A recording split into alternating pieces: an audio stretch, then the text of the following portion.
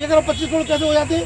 3.5% इस देश में मात्र ब्राह्मण है और पूरी आबादी को आप देखेंगे तो अगर हम एक कहें कि इस देश में हिंदू कौन है, आप बताइए कि शूद्रों को कभी हिंदू माना? नहीं माना उन्होंने कभी हिंदू। हमको हिंदू नहीं मानते वो कभी भी, हम हिंदू नहीं है। और आप देखेंगे कि इस देश में अगर जो है 50 करोड़ हम लोग, जो आबादी हमारी है बौद्धों को मानने वाली, बुद्ध को मानने वाली, ये यदि हिंदू की जगह बौद्ध लिख देगा तो सीधे 50 करोड़ हिंदू कम हो जाएंगे इस देश में, तो हम बहुमत में आ जाएंगे।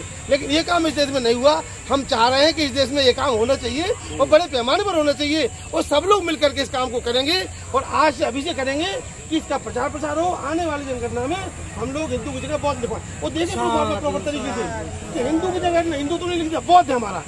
और जाति में मानव, अगर आपने उसमें अपनी जाति लिख दी तो इसका मतलब बौद्धों में भी जातियां घुसेड़ देंगे आप, तो फिर खराब हो जाएगा मामला हमारा। तो जाति में मानव और धर्म में बौद्ध। और हमको आधी आबादी होने के बाद मालूम है इस देश का आधा हिस्सा हमको मिलेगा।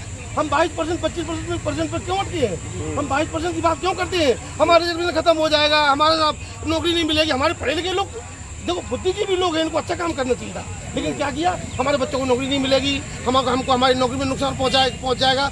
इस लोभ और लालच में धर्म को जमा बैठे और बाबा साहब विचार समझौता कर लिया। नंबर 1। नंबर 2 मैं बता दूं आपको कि बाबा साहब अम्बेडकर ने 1935 में कहा था कि मैं हिंदू धर्म में पैदा हुआ हूँ, ये मेरे बस की बात नहीं थी, लेकिन मैं हिंदू रहकर के मरूंगा नहीं। इस घोषणा को बाबा साहब ने 21 साल में पूरा किया। 21 साल में पूरा किया तो जो लोग 21 साल के हो गए हैं या उनकी 21 साल की समझ हो गई है तो उनको हर 21 साल में ये काम पूरा करना चाहिए था। लेकिन कितने 21 साल गुजर गए, कितने लोग हिंदू रह करके मर गए, हिंदू पैदा हिंदू रह के मर गए। हम ये कहते हैं 21 साल के आंकड़े को फिट करिए कि मेरी उम्र 21 साल हो गई, अब मैं हिंदू में पैदा हुआ तो भाई मुझे पता नहीं, लेकिन मैं अब हिंदू में रहकर मरूंगा नहीं, अब मैं बौद्ध रह करके मरूंगा। तो आपको 21 साल की उम्र के बाद तत्काल बौद्ध धर्म में चले जाना चाहिए। ऐसा करने से इस देश में बौद्धों की आबादी 50 करोड़ से ऊपर निकल जाएगी। बाबा साहब की 21 साल की जो घोषणा थी, 21 साल का जो संघर्ष था कि मैं 21 साल के बाद बाबा साहब ने जो 1956 में 14 अक्टूबर 1956 को जो बाबा साहब ने बौद्ध धर्म ग्रहण किया है, ये हमारे सांकेतिक है कि बाबा साहब ने 21 साल लिए समझने में और आपको समझ बूझ करके बाबा साहब ने अच्छा धर्म दिया है, अच्छा रास्ता दिया है। बंते जी, हम जानना चाहेंगे आपसे कि आप इतना दूर सांची से पैदल चल के आ रहे हैं, रास्ते में तो बहुत सारे लोग आपसे प्रश्न कर रहे होंगे कहाँ जा रहे हैं, किस लिए जा रहे हैं? देखिए, हमको तो प्रश्न बहुत सारे किए लोगों ने और हमने बहुत अच्छे जवाब दिया उनको। हमने कहा कि भाई ये बताओ, आप जो है आप कहते हो कि साहब हम जहाँ मैं मेडिकल कॉलेज रीवा से निकला हूँ, मैं वहीं से मैंने MBBS किया, वहीं से मैंने MS किया है। मैं नेत्र रोग से देखूँ तो मेरा अपना क्षेत्र था, वो कार क्षेत्र था। उस कार क्षेत्र से मैं निकला तो लोगों ने मुझसे पूछा, मैंने कहा भाई मैं यहाँ का प्रोडक्ट हूँ और बताएं कि मैं यहाँ का प्रोडक्ट हूँ। यहाँ पर मैं बात करूंगा आपसे कि 3.5% ब्राह्मण है इस देश में, केवल 3.5% ब्राह्मण है, वही हिंदू है और कोई हिंदू नहीं है। क्यों कि हिंदू धर्म के अंदर जो संस्कार होता है वो केवल ब्राह्मण का होता है, जन्म संस्कार, और किसी का संस्कार नहीं होता है। ये शूद्र तो अपने आप को हिंदू जबरदस्ती कहते हैं, हम हिंदू हैं, हम हिंदू, हम हिंदू। अरे भाई किसने आपको हिंदू बनाया? मैं आज कहता हूँ कि सारे शूद्र मिलकर के, ये शूद्र मान लो इनको, ये शूद्र मिलकर ब्राह्मण से जाके पूछे कि भाई बताओ हमको हिंदू किसने बनाया, हमको किसने हिंदू बनाया, किसने हमको अशुद्ध बनाया, किसने हमको शूद्र बनाया, किसने हमको नीच बनाया, ये बताओ हमको। तो आप ये प्रमाण पत्र दे दो हमारे लिए। अगर नहीं दे पा रहे हो तो तुम्हारा धर्म तुम्हें मुबारक हो, हम अपने घर में जाते हैं, हम अपने घर में वापस जाते हैं। हमें नहीं चाहिए भैया ऊंच नीच वाला धर्म, जैसे ऊंच नीच हमें बोलनी चाहिए, हमें मानवता वाला। एक लंबा मैसेज आप लोग जहाँ से पद यात्रा शुरू किए होंगे वहाँ से लेकर धरना स्थल तक दिए होंगे, बहुत सारे ऐसे लोग मिले होंगे कि लोग पागल बोलता होगा आप लोगों को। हम तो पागल बहुत पहले से हैं। मैंने 29 साल की उम्र में घर छोड़ा।